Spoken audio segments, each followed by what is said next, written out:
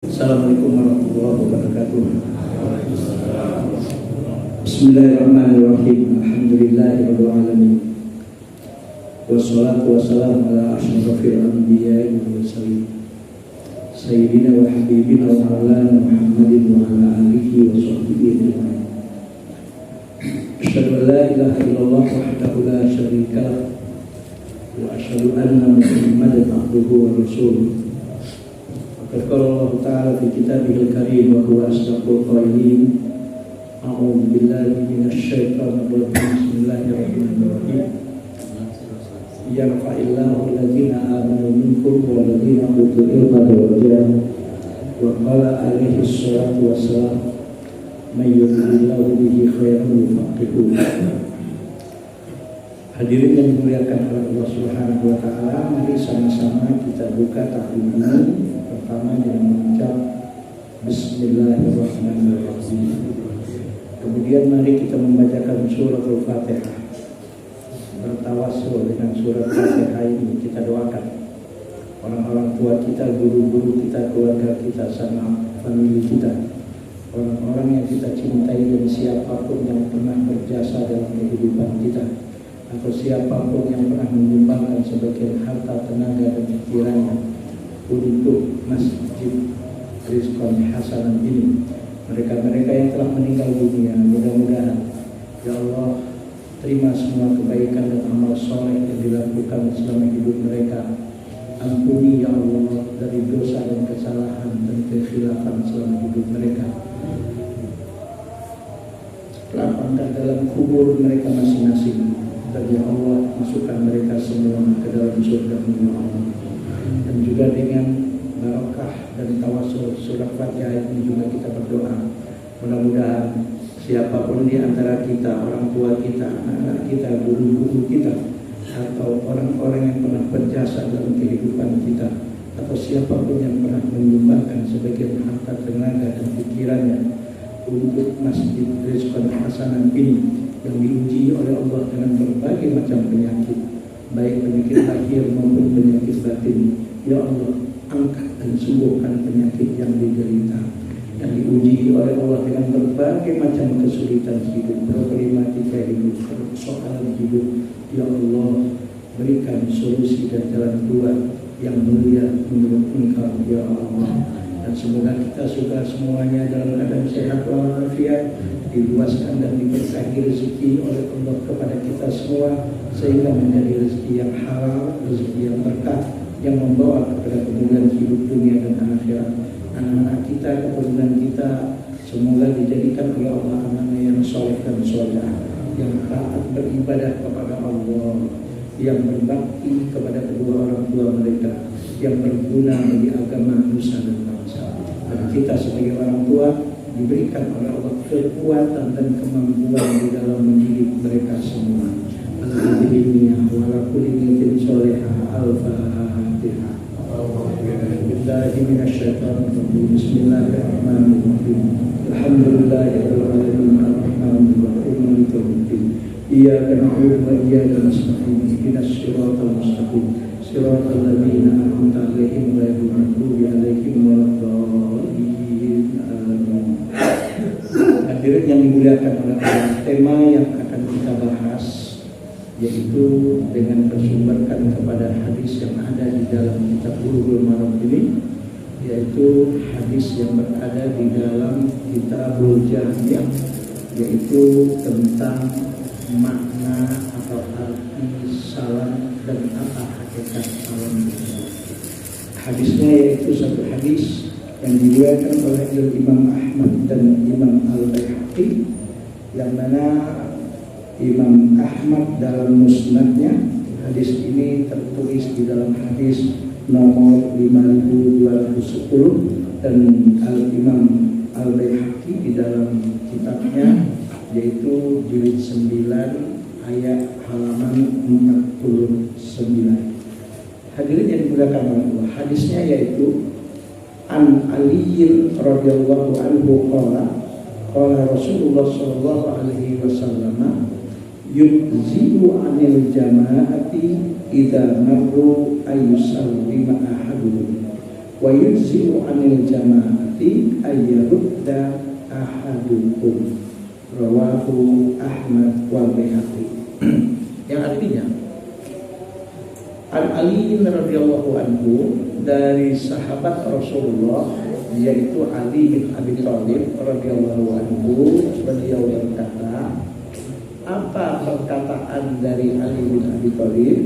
Qala Rasulullah sallallahu alaihi wasallam, kata Ali bin Abi Thalib, telah bersabda Rasulullah sallallahu alaihi wasallam. Sabdanya yaitu yujzi'u anil jama'ati idza marru ayyusallima ahaduhum, yaitu telah mencukupi bagi sebuah jamaah ya, jika salah seorang dari mereka mengucapkan salam kepada mereka yang melewati satu kaum, dan wa yujzi'u anil jama'ati ayyarudda ahaduhum, dan sebagaimana telah cukup pula bagi sebuah jamaah jika salah seorang dari mereka menjawab salam orang yang memberi salam kepada mereka. Subhanallah, hadis ini seakan-akan hanya membahas tentang kalau kita misalnya beramai-ramai, misalnya ada berjalan sekitar, misalnya dalam jumlah yang lebih dari 1 atau 2 atau 3, bahkan mungkin ketika kita berjalan ya dengan satu rombongan, dan kita juga ketemu di perjalanan dengan rombongan lain ya, dengan rombongan yang lain, sama-sama umat Rasulullah, sama-sama orang yang mengucapkan asyhadu an la ilaha illallah wa asyhadu anna muhammadar rasulullah. Artinya ketika kita dalam satu rombongan, atau walaupun bukan dalam satu rombongan, misalnya 1 atau 2 orang kita berjalan, kita ketemu rombongan yang kita yakin mereka juga adalah seiman dengan kita, maka disunahkan bagi siapa? Bagi ya kita yang lewat kepada satu rombongan tadi untuk mengucapkan salam kepada orang tersebut. Sunnahnya namanya sunnah kifayah.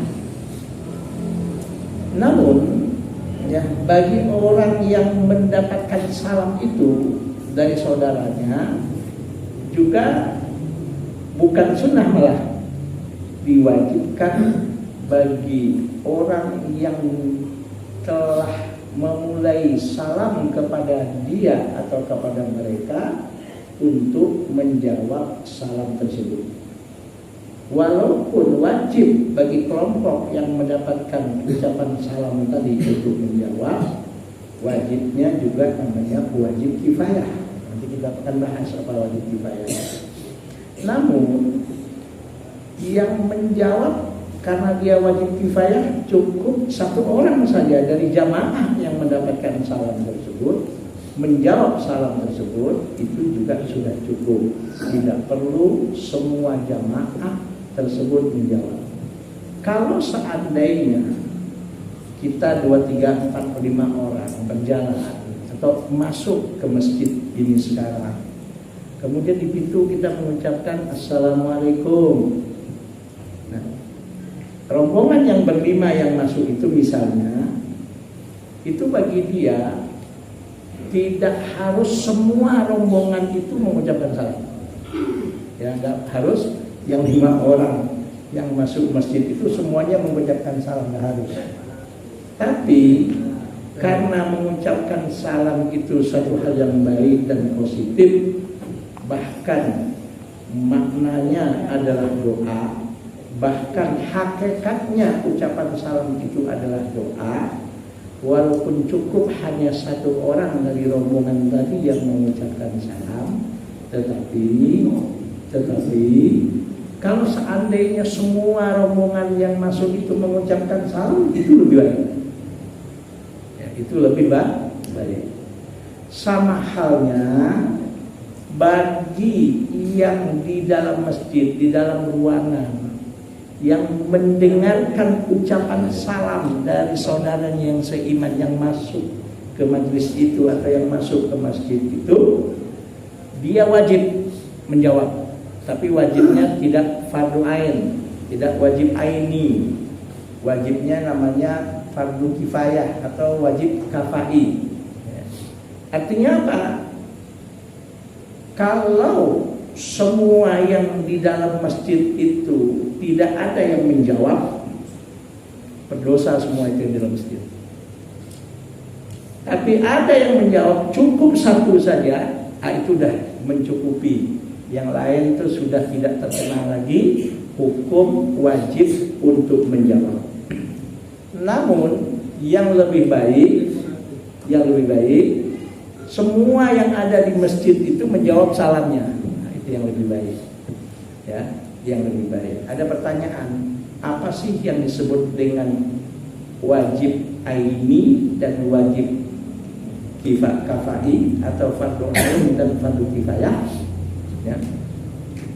Wajib aini dan wajib kifai atau kafai, ada yang bilang, atau fardu ain atau fardu kifayah, itu bedanya adalah, ya, kalau wajib aini satu kewajiban yang dibebankan kepada setiap individu muslim, itu namanya fardu ain. Contoh, ketika seorang muslim atau muslimah sudah balik, ya, dan dia berakal sehat, maka kalau dia sudah balik dan berakal sehat, maka dia mempunyai wajib aini dalam melaksanakan sholat lima waktu, dalam melaksanakan puasa di bulan Ramadan, dalam melaksanakan, ya, atau mengeluarkan zakat ketika dia sudah memenuhi apa yang disebut dengan syarat-syarat wajib zakat.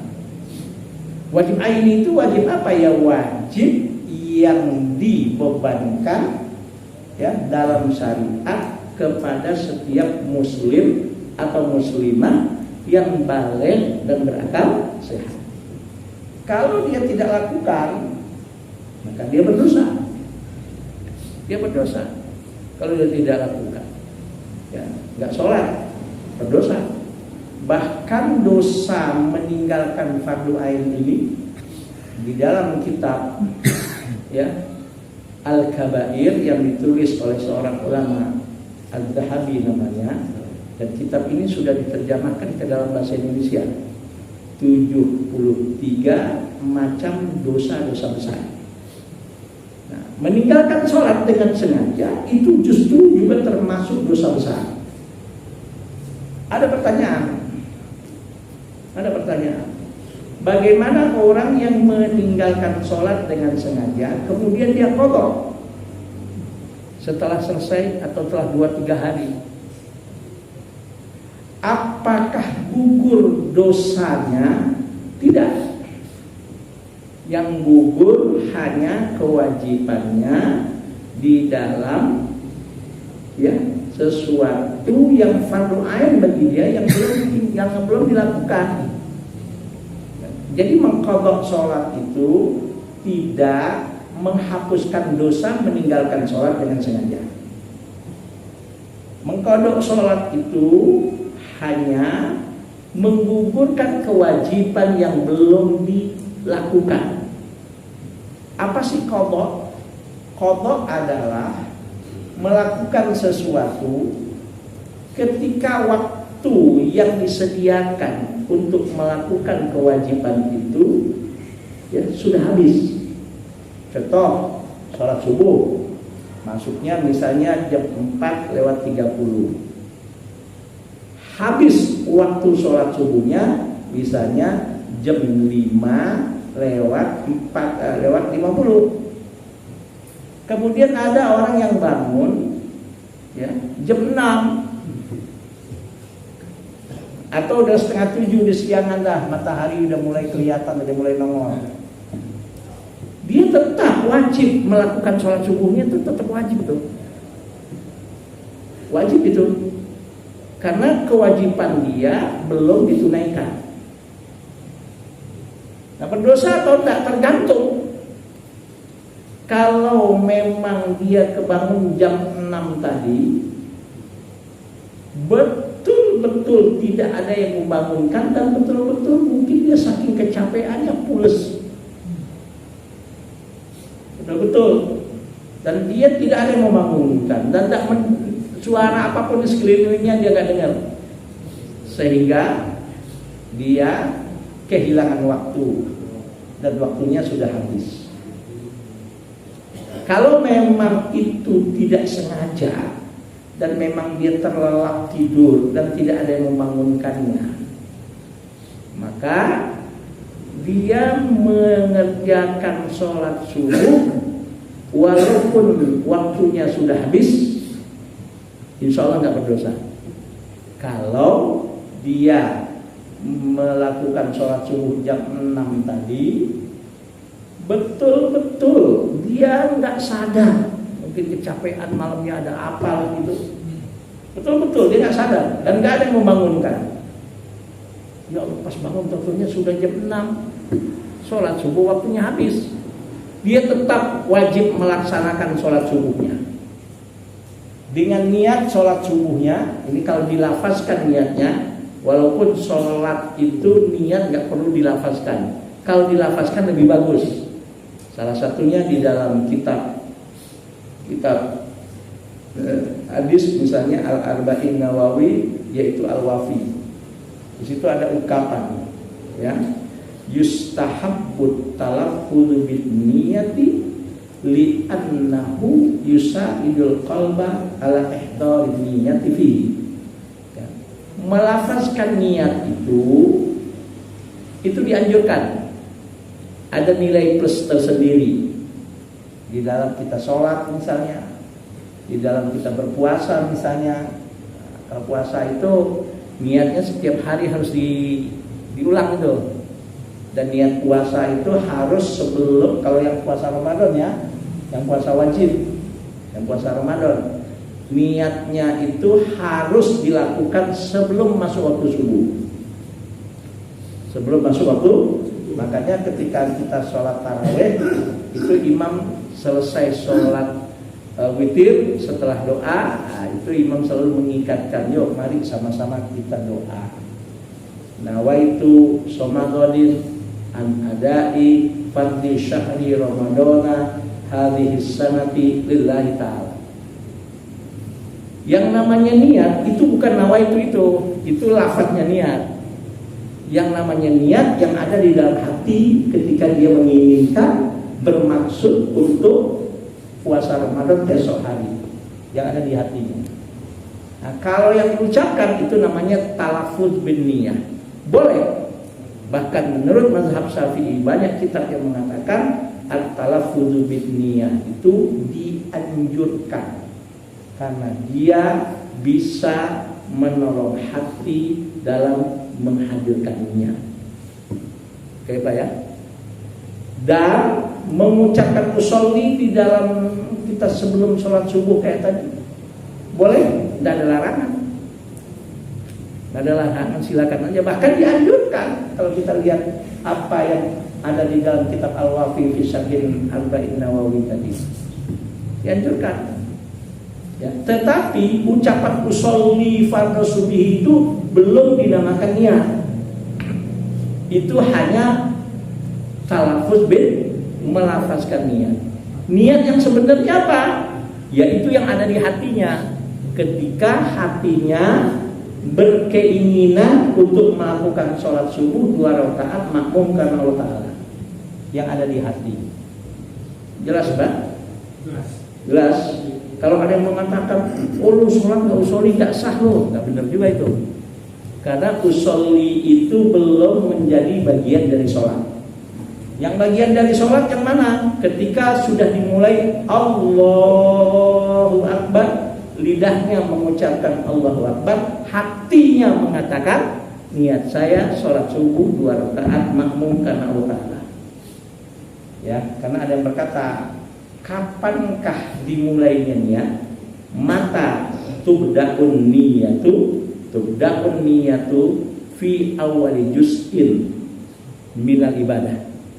Ya, ketika yang pertama kali dalam perbuatan ibadah itu kita mulai, kecuali di dalam berpuasa.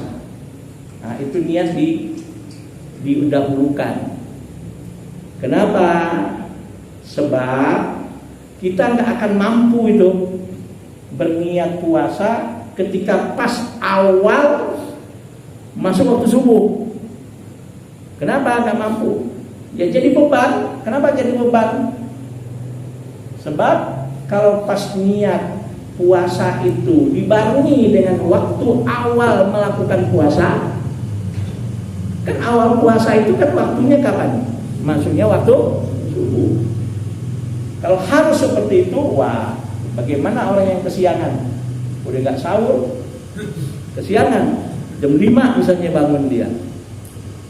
Makanya di dalam masalah niat puasa dibolehkan, bahkan kata Rasul, la niyata liman lam yubayyitin niyata, atau bahkan la siyama liman lam yubayyitin niyata. Itu hadisnya, la siyama liman lam yubayyitin niyata. Tidak disebut dan tidak sah niatnya, tidak sah puasanya seseorang kalau dia berniat dalam puasa fardu, yaitu puasa wajib, kalau niatnya dilakukan setelah habis setelah mulai waktu niat itu, waktu ibadah itu, bukan waktu niat itu, waktu ibadah itu. Maka kan kita nggak bisa mengontrol pas kapan masuknya waktu subuh, toh? Bisa nggak mengontrol kapan tepatnya pas masuk waktu subuh? Nggak bisa kan? Bagaimana orang yang ketiduran atau bagaimana orang yang lupa? Maka dalam masalah niat puasa itu justru kata Rasul tidak sah puasa seseorang kalau niat puasa wajib Ramadannya dilakukan kecuali ya sebelum masuk waktu subuh. Sebelum justru masuk waktu, artinya niat puasa Ramadan itu harus dilakukan sebelum masuk waktu subuh. Dan sudah boleh dimulai masuk waktu maghrib misalnya, ini sekarang kita hari Sabtu misalnya, ini misalnya Ramadan ya.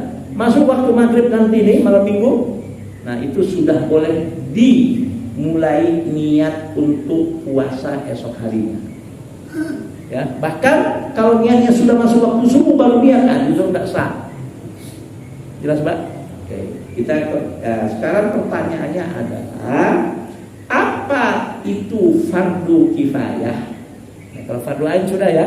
Fardu ain adalah sesuatu yang diwajibkan ke atas mukallaf, seorang muslim berakal sehat dan dia baligh, dan yang bersifat fardu ain itu diwajibkan ke setiap individu mukallaf tadi. Maka ada orang punya anak 5, dia malas sholat 5 waktu. Nah, kamu sholat subuh, kamu yang gantiin sholat subuh bapak. Nanti zuhur anak yang kedua yang gantiin sholat zuhur dia. Nanti yang ketiga sholat asar, anak yang ketiga yang gantiin sholat asar dia. Nanti sholat maghrib anak yang keempat yang gantiin. Anak yang kelima, anak yang sholat isya, anak yang kelima yang gantiin. Gak boleh. Walaupun bapak kandungnya sendiri gak boleh. Tetap individu bapak itu yang wajib melakukan sholat tersebut. Gak bisa digantikan itu. Gak bisa dialihkan. Udah sholat, udah tadi anak saya dia sholat, itu saya yang kedua. Itu nggak boleh itu bid'ah beneran yang kayak gitu. Ya, bid'ah beneran itu kayak gitu itu. Menggantikan sholat kepada orang lain, sekalipun anaknya sendiri. Kenapa? Karena sholat 5 waktu itu hukumnya fardu ain atau wajib ain. Jelas Pak ya? Nah, kalau wajib kifayah atau fardu kifayah, satu kewajiban yang dibebankan kepada sekelompok muslim, satu orang saja di antara sekelompok muslim itu sudah melakukan yang diwajibkan tadi, gugur semua kewajiban tadi, gugur dosa dari orang-orang yang lain dari dia, ya, kalau dia sudah lakukan walaupun hanya sebagian. Tapi kalau sesuatu yang fardu kifayah tadi, satu orang pun tidak ada yang melakukan, contoh menjawab salam, ya, sekelompok kita di masjid ini ada yang datang ucapin salam, assalamualaikum katanya, kita diem aja cuek aja, nggak jawab, cuek aja, nggak jawab. Nah, dosa semua itu kita yang di masjid Pak. Yang ngucapin salam sunnah, yang ngejawab salam wajib. Tapi wajibnya wajib kifayah atau fardu kifayah.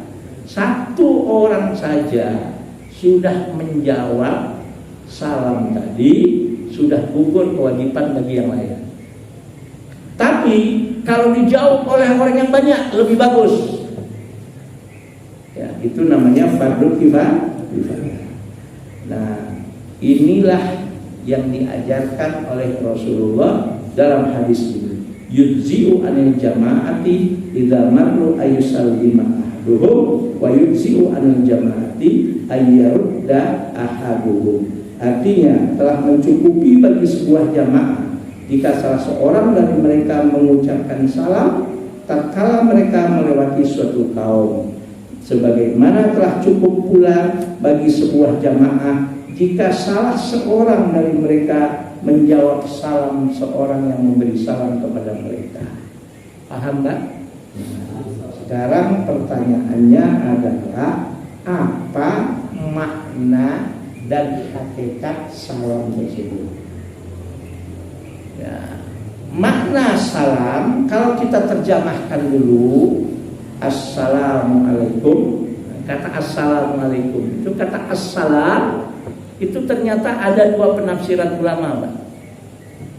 Yang pertama, ya, assalam itu adalah namanya Allah, salah satu nama dari Asmaul Husna yang 99. Assalam. Maka orang nggak boleh dinamakan salam. Kita punya anak laki-laki dinamain karena mungkin dia istrinya melahirkan anak laki-laki tersebut dalam kondisi apa? Banyak musibah, banyak bencana, dia diselamatin oleh Allah. Kalau gitu gini aja deh, kita namain anak kita si Salam. Gak boleh namain Salam. Kalau Salim boleh malah, tapi kalau Salam gak boleh. Assalam. Kenapa? Karena assalam itu ismun min asma'illahi, ya, yang ada di dalam al-asma'ul husna yang 99-nya. Ya kan dong? Ar-Rahman, Ar-Rahim, Al-Malikul Qudusus Salam. Ada ulama mengatakan assalamualaikum. Assalamualaikum itu artinya semoga Allah yang maha menyelamatkan senantiasa berada di antara kalian, senantiasa berada denganmu, gitu loh. Nah, ada yang mengatakan assalam di situ tidak atau bukan nama Allah, tapi adalah isim masdar daripada salima yaslamu salam, yang artinya keselamatan. Jadi kalau diartikan assalam itu adalah isim masdar, nama, kata benda, kata nama yang menunjukkan arti keselamatan, bukan nama dari Allah Asmaul Husna, yaitu isim masdar dari kata salima yaslamu salam. Ini orang kalau belajar ilmu namanya ilmu shorof, Pak. Jadi dalam bahasa Arab itu ilmu yang membantu kita dalam memahami Al-Quran, hadis dan teks-teks bahasa Arab. Itu ada namanya ilmu nahwu. Ilmu nahwu itu membahas tentang harokat yang belakang-belakang. Ahmadu, Ahmadan, Muhammadun, Muhammadan. Kayak tadi misalnya, wassallallahu ala sayyidina Muhammadin wa ala alihi wa sahbihi wasallim atau wasalam. Wasalam, nggak boleh wasalim. Kenapa? Karena sholat di situ fi'il madhi, kata kerja madhi dalam bahasa Arabnya disebut, bahasa Inggrisnya disebut past tense. Maka karena wawu di situ namanya wawul athof, wawu yang menggabungkan antara sholat dengan salam, maka dibacanya wa sallallahu ala sayyidina Muhammadin nabil ummi wa ala alihi wa sahbihi wasallam. Lain kalau wasolli, sholli ala sayyidina Muhammad wa ala alihi wa sahbihi wasallim gitu. Nah, ini saya kadang-kadang mendengar orang, aduh, nah ini Pak, katanya nih orang enggak paham bahasa Arab. Udah ketahuan gitu Pak. Oke Pak ya. Nah, ilmunya namanya itu ilmu nahwu, yang ngatur-ngatur begitu tuh.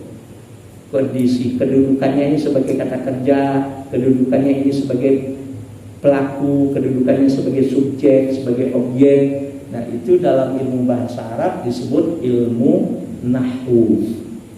Nah, yang kedua ada ilmu shorof namanya. Bukan ilmu saraf, bukan. Shorof. Kalau saraf lain lagi, saraf bukannya. Bukan, ilmu shorof, as-sorfu. Nah, itu ilmu dalam bahasa Arab yang membahas tentang asal usul kata dalam bahasa. Kalau di dalam istilah kerennya, kata guru bahasa Indonesia, ilmu yang menjelaskan tentang morfologinya bahasa Arab. Ya. Gaya kan banyak morfologi. Kalau dalam bahasa gampangnya, ilmu yang mengajarkan tentang asal usul kata dalam bahasa Arab. Itu ilmu shorof namanya. Ya, asal usul kata dalam bahasa Arab. Ini asal usul katanya apa sih? Ya, asal usulnya, dasarnya kata apa sih? Oh, assalam itu isim masdar dari kata salima yaslamu. Artinya apa? Keselamatan. Jadi kalau yang mengartikan assalam dalam ucapan salam itu bukan salah satu nama Allah yang ada dalam Asmaul Husna, artinya diartikan sebagai isim masdar, itu artinya keselamatan. Jadi kalau assalamualaikum itu artinya apa? Semoga keselamatan selalu menyertaimu. Keselamatan dari siapa? Ya dari Allah juga. Tapi kalau yang mengartikan kata assalam di situ nama dari salah satu nama Allah yang ada dalam Al-Asmaul Husna, artinya apa? Assalamualaikum, semoga Allah sebagai Tuhan yang selalu menyelamatkan senantiasa bersamamu. Oke Pak? Bisa dipaham? Tapi maksudnya kedua-duanya berdoa. Maksudnya baru warahmatullahi, dan juga semoga rahmat dan kasih sayang Allah juga menyertai kalian. Bukan hanya sekedar rahmat dan kasih sayang Allah juga, tapi juga wabarakatuhu. Nah, ini pakai plural Pak, pakai jamak. Wabarakatuhu, dan juga semoga keberkahan dari Allah juga semoga menyertai. Itu arti salam, indah sekali Pak. Kita ketemu teman kita, ketemu saudara kita, assalamualaikum warahmatullahi wabarakatuh. Itu artinya apa? Semoga keselamatan dari Allah senantiasa diberikan oleh Allah kepada engkau. Bahkan rahmat dan kasih sayang Allah pun semoga Allah selalu berikan kepadamu, dan juga keberkahan dari Allah juga senantiasa Allah berikan kepadamu. Ya. Sekarang digonta-ganti, dibikin cetek. Cukup. Mikum, ini apa ini mikum? Itu bid'ah tuh. Bid'ah itu mengada-ada yang merusak. Ya Pak ya? Mikum, ini doang. Kalau mikum masih mending. Kum, katanya. Aduh, yang bid'ah itu yang model begitu. Istilah yang sudah baku, yang jelas digonta kan? Apalagi diganti lagi dengan Pagi. Ya, udah tahu pagi. Bilang pagi. Aduh. Itu Islam komplit itu, paket komplit itu, Pak. Bagaimana gak paket komplit? Semoga Allah senantiasa bersamamu. Allah yang maha menyelamatkan, Tuhan yang maha menyelamatkan, semoga selalu bersamamu. Bahkan rahmat dan kasih sayangnya, bahkan keberkahan-keberkahannya pun selalu Allah subhanahu wa ta'ala berikan kepada engkau.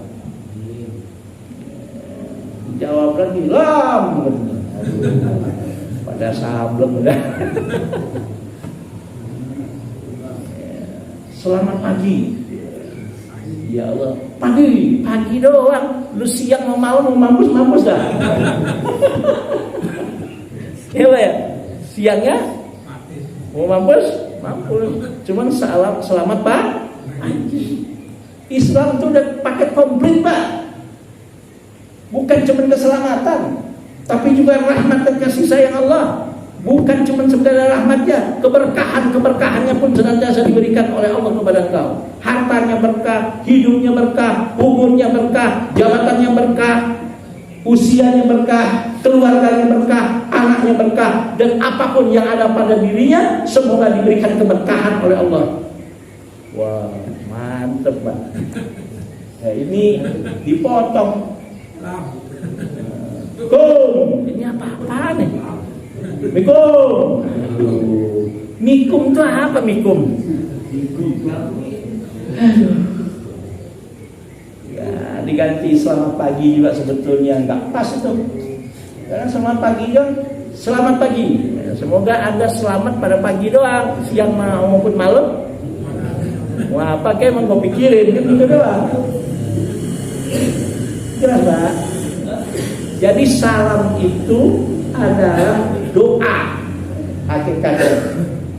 Doa seorang muslim kepada saudaranya yang seiman. Ya Pak ya? Ini tak ganti. Saya punya teman pejabat kan, perlu saya sebut. Pejabat. Dia pernah menjadi sekda di tingkat provinsi. Sekarang sudah nggak jadi sekda lagi. Itu saya dengar dia nggak pernah mengucapkan selamat pagi itu. Selalu aja Assalamualaikum warahmatullahi wabarakatuh langsung aja. Kalau di Mangga Assalamualaikum warahmatullahi wabarakatuh, salam sejahtera, home, santisasi home. Terus apa lagi? Salam kebajikan. Terus apa lagi Pak? Namo Buddhaya. Aduh, sebut kok. Ya sudah, kita sebagai muslim jelaslah identitas kita gitu loh Pak. Orang itu harus jelas identitasnya. Yang nggak boleh itu memasukkan identitas. Kalau identitas, berpolitiknya identitasnya jelas. Berekonomi, identitas ekonominya jelas. Bergaul, bermasyarakat, ya, identitas pergaulannya, identitas bermasyarakatnya jelas. Ya orang muslim harus seperti itu. Karena dia sebagai seorang muslim beridentitaslah, berpolitiklah, politik yang sesuai dengan identitas dia sebagai seorang muslim. Berbisnislah sesuai dengan identitasnya sebagai seorang muslim dalam berbisnis. Bergaul, berinteraksinya dengan masyarakat, karena dia sebagai seorang muslim, dia harus menunjukkan identitasnya sebagai seorang muslim dalam bergaul, dalam berinteraksi dengan masyarakat. Di mana salahnya? Dan memang kok orang kalau nggak punya identitas kan orang gelap toh. Kita sebagai bangsa Indonesia, warga negara Indonesia, punya identitas nggak Pak? Punya nggak? Apa? KTP.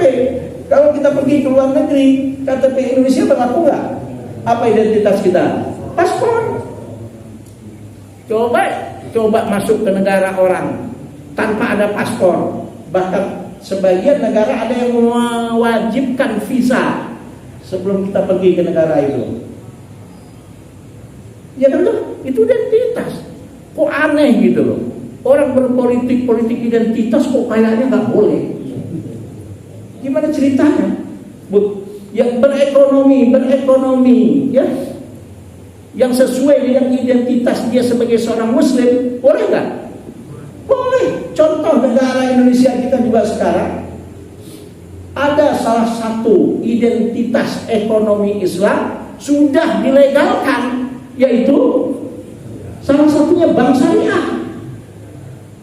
Ya kalau seandainya bank syariah, ya kan jelas toh, bank yang identitasnya tidak keluar dari syariat.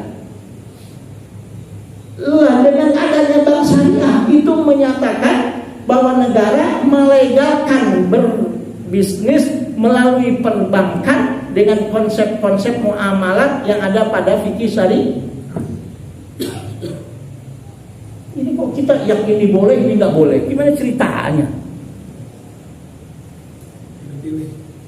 Ya, itu pilih-pilih itu yang nggak benar. Ya kan Pak? Seorang sebagai seorang Muslim berpolitiklah sesuai dengan identitasnya sebagai seorang Muslim. Bergaul, berinteraksi dengan orang, bergaullah sesuai dengan identitasnya. Bagaimana cara bergaul menurut Islam? Maaf, menyalurkan syahwat seks birahinya. Kalau dia sebagai seorang Muslim, boleh nggak? Boleh. Bahkan bernilai ibadah itu. Menyalurkan syahwat hawa nafsu kepada lain jenis itu menjadi ibadah dalam Islam. Kalau dia menyalurkan syahwat birahi seksnya dengan lawan jenisnya sesuai dengan identitasnya sebagai seorang Muslim, bagaimana caranya? Boleh seorang laki-laki dan perempuan saling menyalurkan hawa nafsu seksualnya. Harus melalui terlebih dahulu pernikahan yang sah. Bukan cuma sah menurut syariat, bahkan karena kita sebagai seorang warga negara juga sah secara NKRI, tercatat di dalam pengadilan agama, di dalam kantor urusan agama. Kurang apa lagi Islam? Ini orang Islam sendiri nggak bangga dengan ajarannya.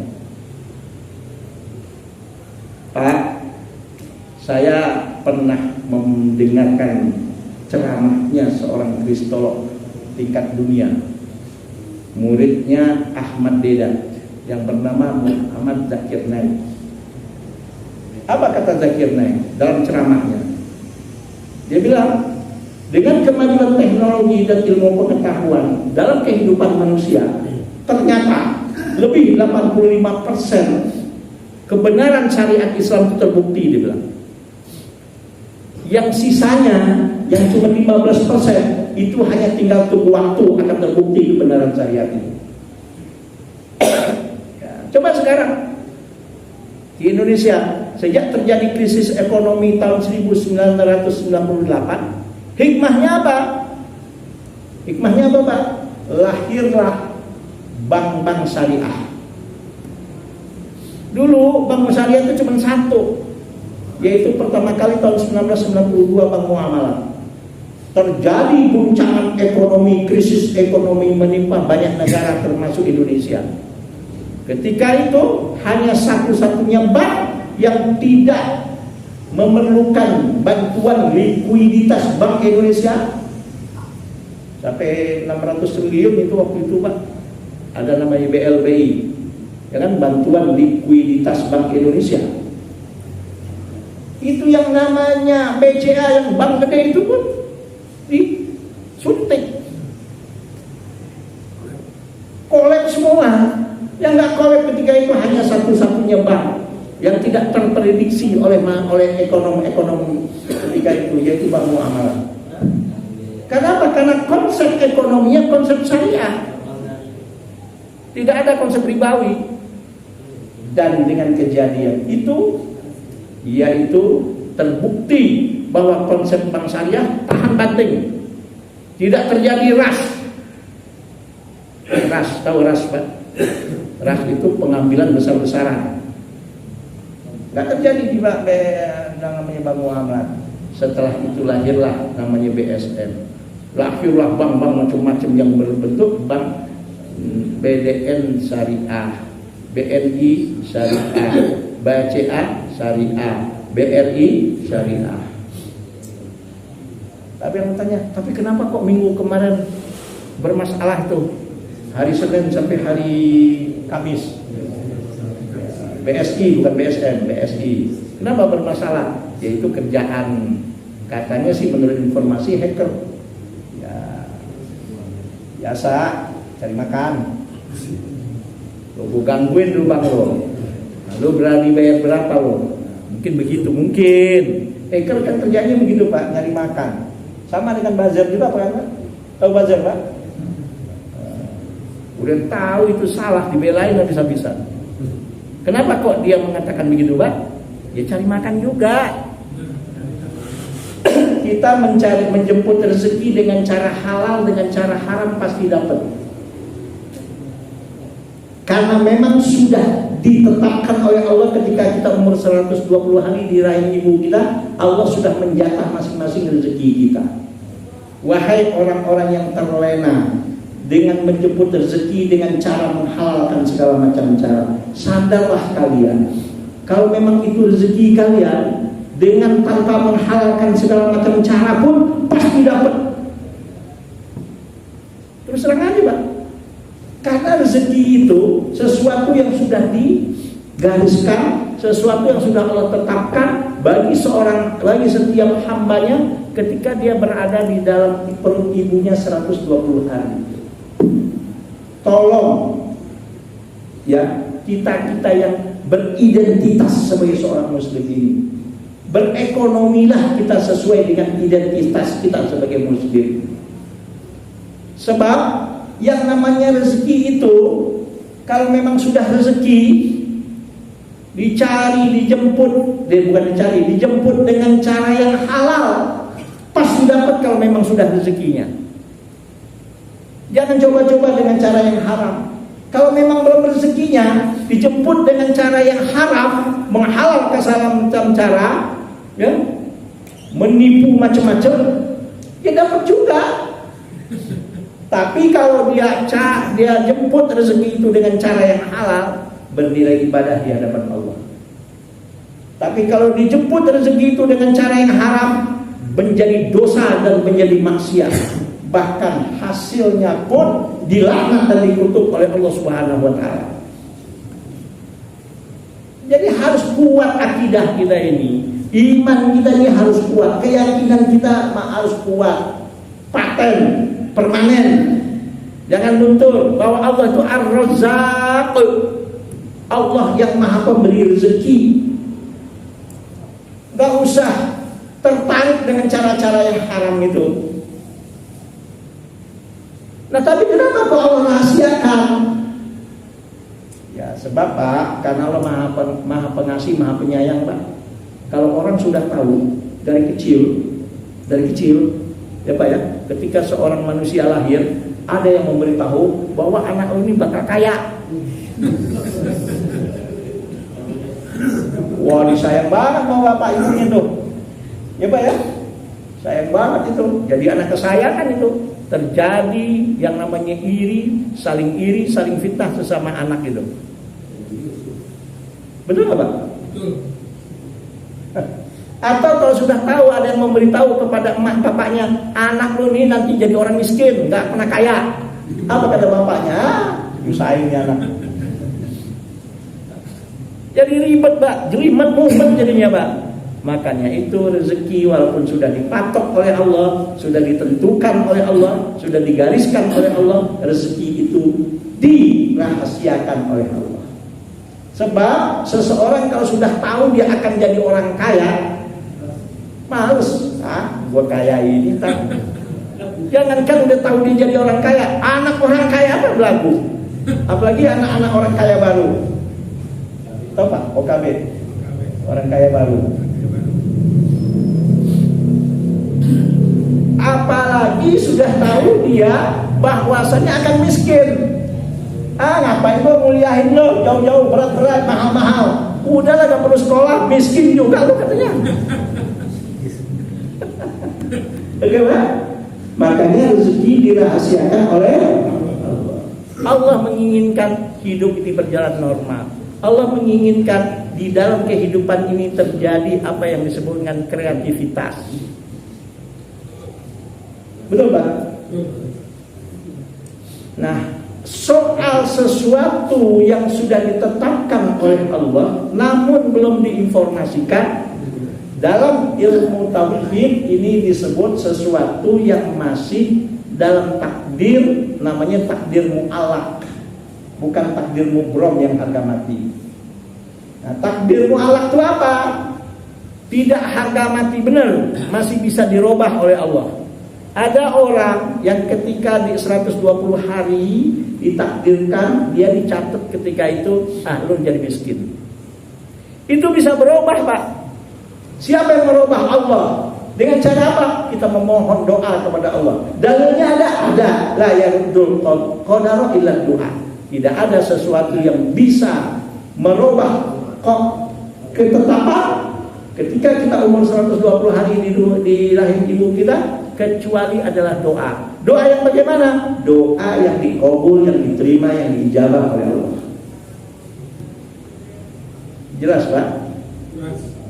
Apa yang menyebabkan doa banyak gak diijabah oleh Allah? Nangis udah, bangun malam udah, kerja subuh udah jalan, pulang nanti jam 9 malam anak tidur. Sampai itu anak gak kenal. Ketika itu, Bu, ini siapa? Bapaknya sebelum subuh udah jalan. Jam 10 malam baru pulang. Anak gak kenal siapa bapaknya. Tapi masih tetap aja miskin. Ada beberapa penyebab. Satu, bisa jadi cara dia menjemput rezeki tidak sesuai dengan cara yang semestinya dia bisa mendapatkan rezeki dalam menjemputnya. Bisa jadi karena nggak sesuai. Atau bisa jadi walaupun dia sudah berdoa, doanya belum diijabah, bahkan tidak diijabah oleh Allah. Kenapa? Karena banyak hal-hal yang menyebabkan doanya ditolak oleh Allah, dia lakukan. Apa salah satu yang menyebabkan doa kita ditolak oleh Allah? Dalam satu hadis Nabi yang terdapat dalam Arba'in Nawawi, hadis nomor 10, kata Rasul, yang menyebabkan doa banyak ditolak oleh Allah, dia suka makan makanan yang haram. Baik haram bentuk fisiknya maupun haram cara mendapatkannya. Ya. Atau dia banyak meminum minuman yang haram. Baik haram secara bentuk barangnya yang diminum itu maupun haram cara mendapatkan minuman itu. Nah, haram secara fisik dalam ilmu usul fikih disebut haramun lidzati. Haram karena salah dan gak benar cara mendapatkannya, itu haram dighairi. Yang diminum aqua, tapi aqua ini dapat dengan cara nyolong. Yang diminum aqua, tapi aqua ini didapat dengan uang hasil perbuatan haram. Yang tahu dia halal atau haram kan dia sendiri, loh, Pak. Ada yang bertanya, bagaimana Ustaz hukumnya kalau orang berhaji dengan uang korupsi? Yang tadi diterima hajinya. Dalilnya jelas tadi. Hadis yang ke-10 yang diriwayatkan oleh Imam Muslim dalam kitab Arba'in Nawawi. Innallaha thayyibun la yaqbalu illa thayyiban. Allah itu Tuhan yang maha baik, maka dia tidak akan pernah menerima dari hamba-hambanya kecuali yang positif, yang baik juga menurut Allah. Oke, Pak? Makanya salah satu bentuk cara untuk meluaskan dan memudahkan rezeki kita, banyak-banyaklah beristighfar. Nah, istighfar itu salah satu cara untuk membukakan rezeki. Kalau kita sadar banyak dosa yang kita lakukan, bertaubat atas dosanya, jangan diterusin. Makin belangsak diterusin. Tahu belangsak, Pak? Apa belangsak? Morat marit, bahasa Betawi kadang-kadang resep juga kita ngomong ya. Belangsak tuh, morat marit tuh. Ya Allah. Oke, Pak? Nah, itu ciri-ciri yang dicabut oleh Allah keberkahannya itu. Nah, sudahlah, kita orang beriman, tunjukkan identitas kita sebagai orang beriman, sebagai seorang muslim. Dalam berekonomi, dalam berpolitik, dalam pergaulan sehari-hari. Jangan menghalalkan segala macam cara. Jangan melakukan perbuatan-perbuatan yang tidak diridhoi oleh Allah.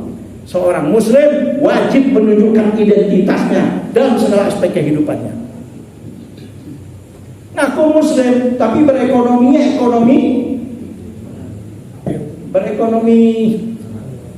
bilang kafir udah nggak boleh dong sekarang. Gimana nggak boleh? Ya, imam aja sering baca kuliah ayyuhal kafirun kok. Innalladzina kafaru. Selama Al-Quran masih ada, Pak, itu kata-kata kafir selalu tetap terucap kok. Kata kafir itu bukan kata yang kasar, Pak. Pahami Al-Quran yang bahasa Arab itu dengan pemahaman bahasa Arab, dengan perasaan yang dirasakan oleh orang Arab. Kata kafir itu artinya adalah orang-orang yang menutup hatinya untuk menerima hidayah. Itu aja. Gak ada kata kafir itu penistaan, gak ada itu. Penodaan, gak ada itu. Istilah kafir adalah istilah bahasa Arab. Pahami menurut pemahaman orang Arab dan pahami menurut pengertian orang Arab dan rasa hatinya orang Arab.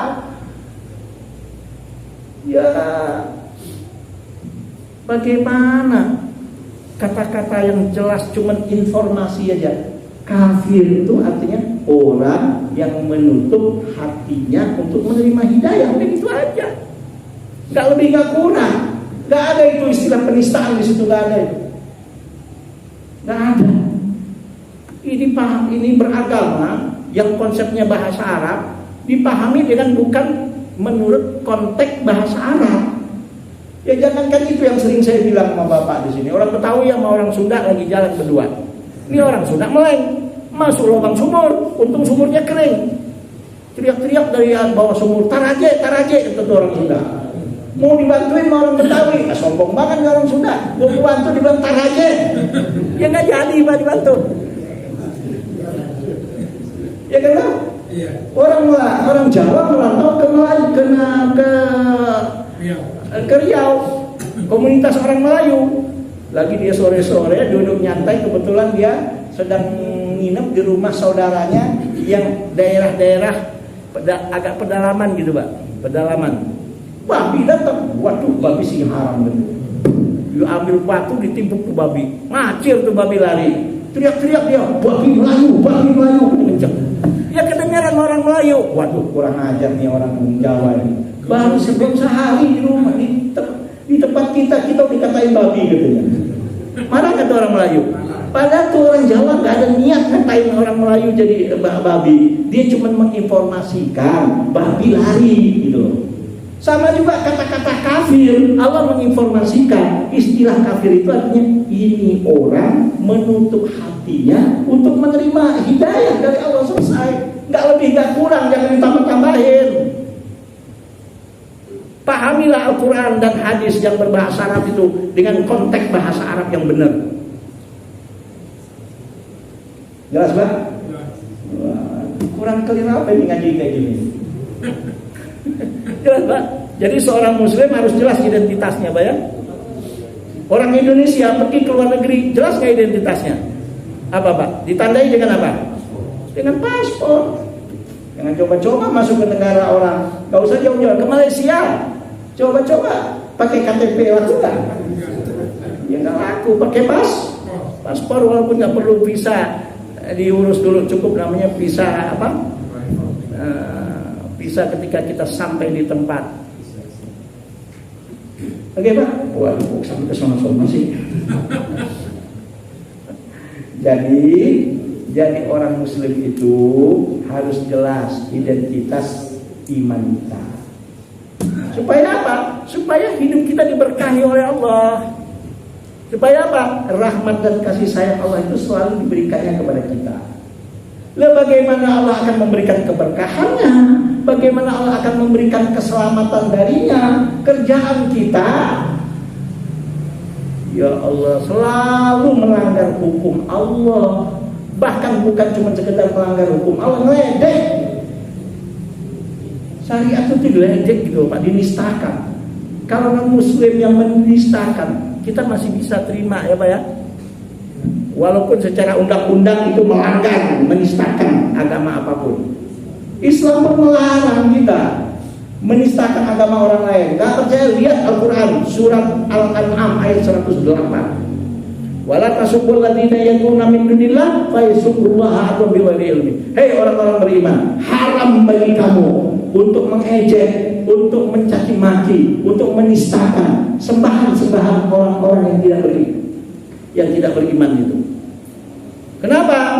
Karena kalau itu kau lakukan, dia pun akan berbalik mengejek Tuhan, mengejek Allah dengan hawa nafsu dan permusuhan. Islam itu mengajarkan tidak boleh kita meledek, menistakan agama orang lain. Kenapa? Lakum dinukum. Nah, ini sekarang lakum dinukum waliyadin dipakai sesama Islam, salah pemakaian. Yang satu kunut, yang satu nggak kunut. Lakum dinukum waliyadin. Nggak bener itu. Itu khilafiyah. Lakum dinukum waliyadin itu salah pemakaian. Pemakaian dalil lakum dinukum waliyadin itu qul ya ayyuhal kafirun. Konteksnya begitu, Pak. Ya Allah. Jadi salam itu dahsyat ya, Pak ya. Ngedoain, saling mendoain. Dan dengan kita saling mendoakan, Pak, di situ lahirlah apa yang disebut dengan kekuatan. Kita saling menyayangi, kita saling menghargai, kita saling menghormati. Subhanallah. Jadi kenapa kita lemah? Salah kita sendiri. Kita sebagai muslim, apalagi pemimpin-pemimpin yang diamanahkan oleh Allah untuk menjadi pemimpin, kok kenapa sih harus menghilangkan identitasnya gitu? Bahkan kadang-kadang ya Allah ditanamkan keraguan terhadap orang Islam, terhadap syariat yang dilaksanakannya. Krisis ekonomi yang melanda dunia tahun 1998 membuktikan bahwa konsep ekonomi yang beridentitas ekonomi syariah ternyata ekonomi yang tangguh. Kan setelah itu baru ada yang namanya sekolah-sekolah, ya, di UI sendiri pun belum ada sebelum tahun 98 fakultas yang jurusannya ekonomi syariah. Di UI apa ada sebelum tahun 98? Nggak ada kan, Pak? Di IPB ada itu jurusan ekonomi syariah itu. Sekarang dikembangkan lagi akuntansi syariah, hukum ekonomi syariah, ya kan, Pak? Ada manajemen syariah, macam-macam. Subhanallah. Jadi dengan terjadinya kecanggihan ilmu pengetahuan dan teknologi akan terbukti kebenaran syariat Islam itu. Bagi siapa? Bagi orang yang mau pakai otak dan pakai hatinya. Saya akan cukup ya. Mudah-mudahan apa yang kita bahas menjadi ilmu yang bermanfaat. Mudah-mudahan kita menjadi seorang muslim yang betul-betul identitas kita dalam sebagai seorang muslim kita laksanakan dalam berekonomi, dalam berbisnis, dalam berpolitik, dalam bergaul, berinteraksi, dan dalam segala aspek kehidupan kita. Mudah-mudahan hidup kita diberkahi oleh Allah. Mudah-mudahan kasih sayang dan rahmat dari Allah senantiasa dilimpahkan oleh Allah dalam kehidupan kita. Maaf lahir dan batin. Subhanallahumma wa bihamdika asyhadu an la ilaha illa anta astaghfiruka wa atubu ilaik. Assalamualaikum warahmatullahi wabarakatuh. Tidak ada pertanyaan karena saya ada acara nggak bisa saya tinggal. Sekarang enggak, udah matiin. Ini matiin deh. Saya hari ini ada wisuda